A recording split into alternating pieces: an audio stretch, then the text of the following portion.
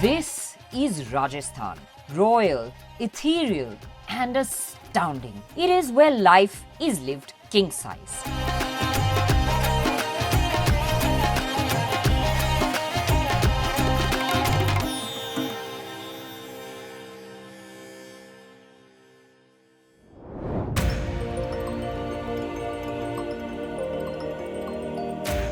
Rajasthan is an experience a minute.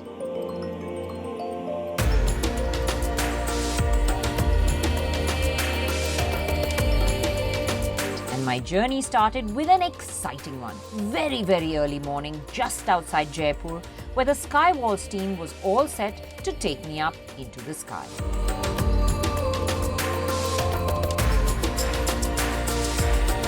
Recently, the times have been completely crazy and people are scared of flying.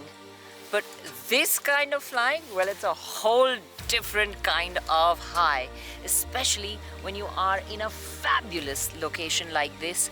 Let me show you why.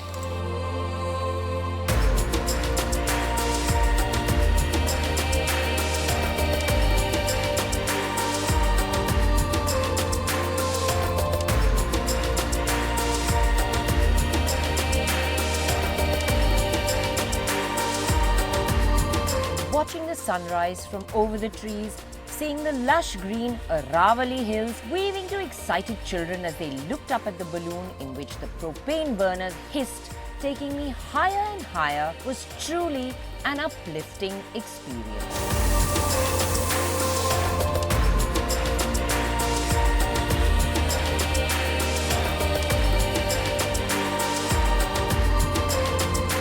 So this is a crazy kind of high and it's so great to be out again, but hey, we are Autocar and there has to be a car, right?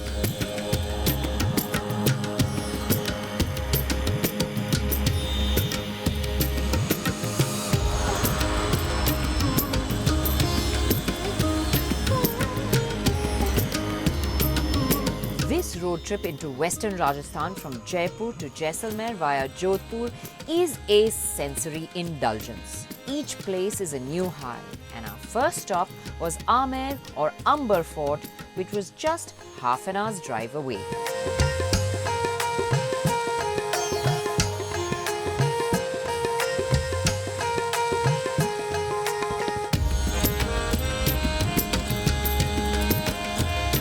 Amer or Amber Fort sits atop Chilka Tila, that translates into Hill of Eagles.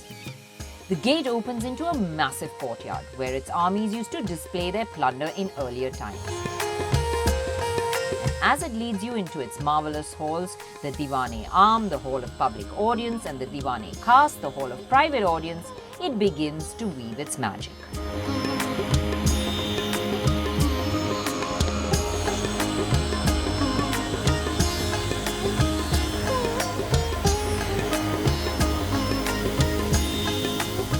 Every corner you turn, it's just so stunning. It's gobsmackingly gorgeous. I'm just blown away by this place.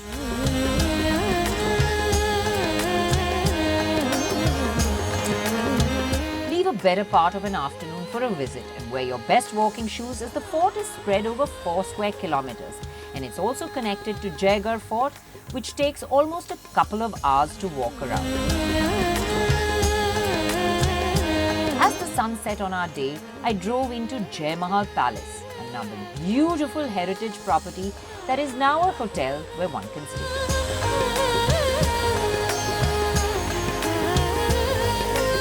The evening was another gastronomical exploration at Lakshmi Mishtan Bhandar, or LMB to locals, one of Jaipur's most famous sweetmeat shops.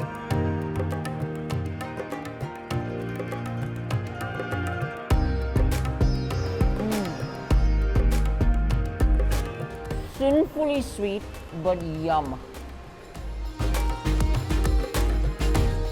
And while I stayed in one palace, dinner was at another. The exquisite Rambagh, which was home to Maharani Gayatri Devi.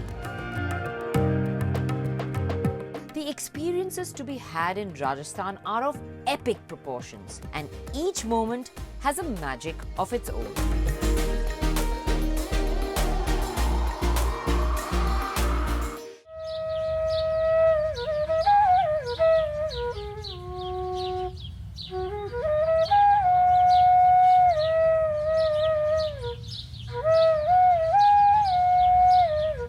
I awoke next morning to the lovely tunes of a flautist playing in the garden that offered views of the giant chessboard at Jai Mahal.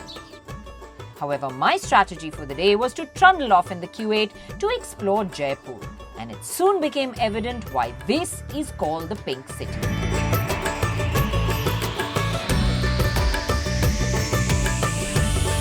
Shades of pink and sandstone buildings of the same red terracotta-like color line the streets, and wherever you look, it was this pink. Jaipur itself is a hustling, bustling city, and Badi Chaupar, or the Old Town, is the marketplace where all the action and monuments are. So this is Hawa Mahal, or the Palace of Winds, built by Sawai Pratap Singh, a devotee of Lord Krishna. He designed it in the shape of Lord Krishna's crown.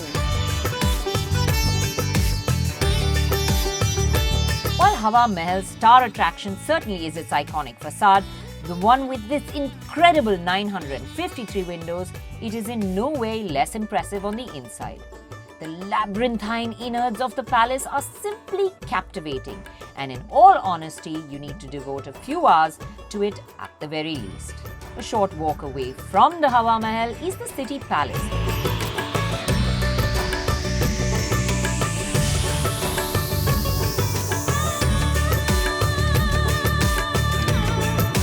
which houses a textile museum and one that displays ornaments from centuries ago, giving you a glimpse into the grandeur that Rajasthani culture is built on. Around the same complex is Jantar Mantar, which means instruments of calculation, and it houses one of 4 surviving equinoctial sundials in the country. And it's home to many other bewildering devices that calculate time, phases of the moon, and much more. This 18th century observatory is aptly qualified as a UNESCO World Heritage Site and is an astronomer's delight.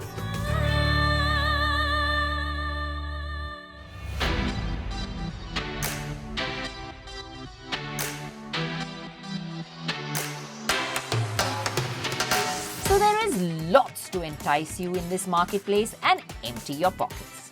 Needless to say, Jaipur is a culinary delight. But it is also a cultural extravaganza. What more could one ask for, you say? Well, that's just it about Rajasthan. Every time you think an experience cannot be topped, it exceeds itself.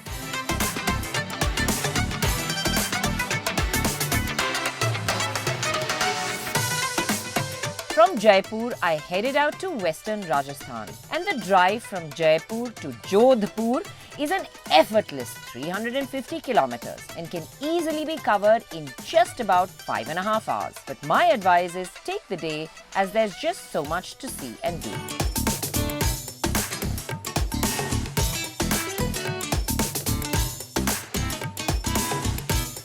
But as you get to the area around the lake, it smoothens out.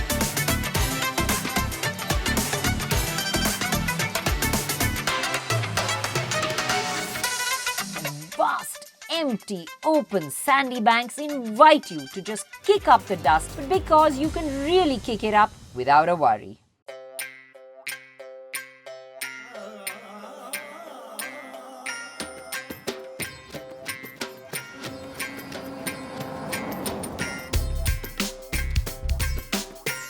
The rest of the journey passed by in a flash on the smooth, silky highway that looked like it was just freshly laid out for me. And just when you think, what a day, something else on this road trip will make your jaw drop.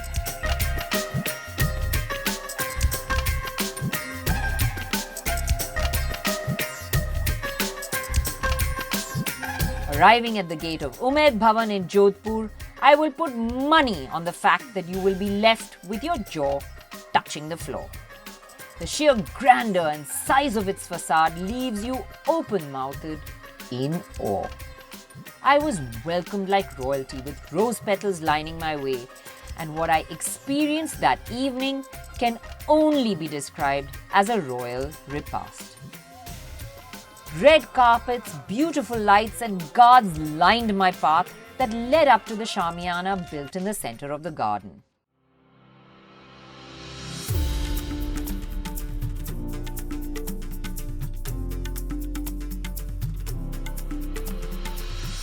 Well, I've traveled around Rajasthan seeing many palaces, many forts, but the grandeur of Umaid Bhawan, well, it is just gobsmacking. I mean, look at this palace behind me.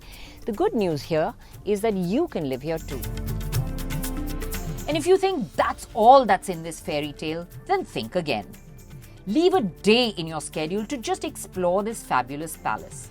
The central atrium of this hotel is an exquisite work of art in itself.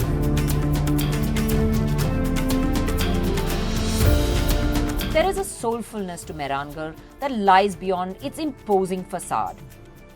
And after exploring the palace grounds and its beauty, I headed to the top, where the cannons are aimed at a spectacular view of the city, the blue houses and the Umaid Bhawan Palace in the distance.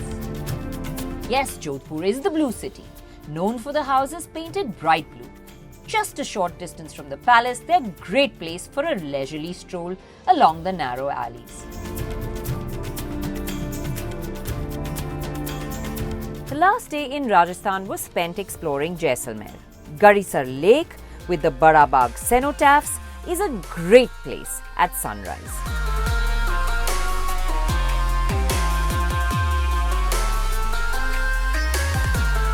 And Jaisalmer Fort is another stunner.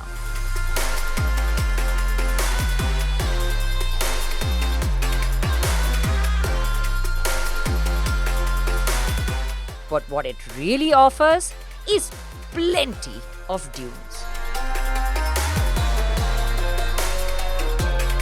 The landscape had changed drastically. Sand embankments lined the roads. Windmills slowly churned as I drove through the narrow, dusty roads. Women clad in bright-colored clothing carried loads of wood on their head and walked along as camels sat waiting beside the road for tourists to come and take a ride. It's an experience to soak in, and en route there are lots of places to explore. There's a deserted village called Kuldhara that has all broken down houses and ancient folklore that speaks of it being haunted. Don't know about the ghosts, but it definitely makes for a fabulous place for pictures.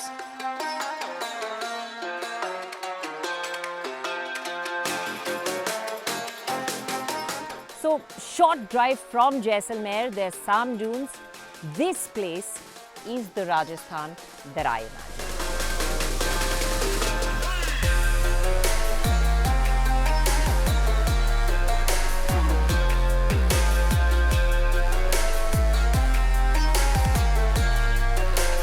What's a set of dunes without a camel ride to enjoy them? Or better still, when you're like me, kicking up the dust as the sun sets on what can only be described as a superlative journey.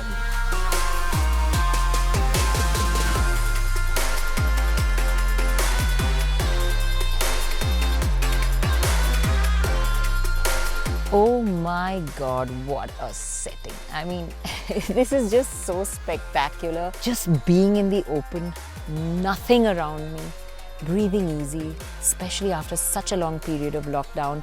This has been such an absolutely fabulous journey. Rajasthan has so much to offer. It's just indescribable. To end our day, the team at Desert Glamping had it all laid out for us. The full desert experience.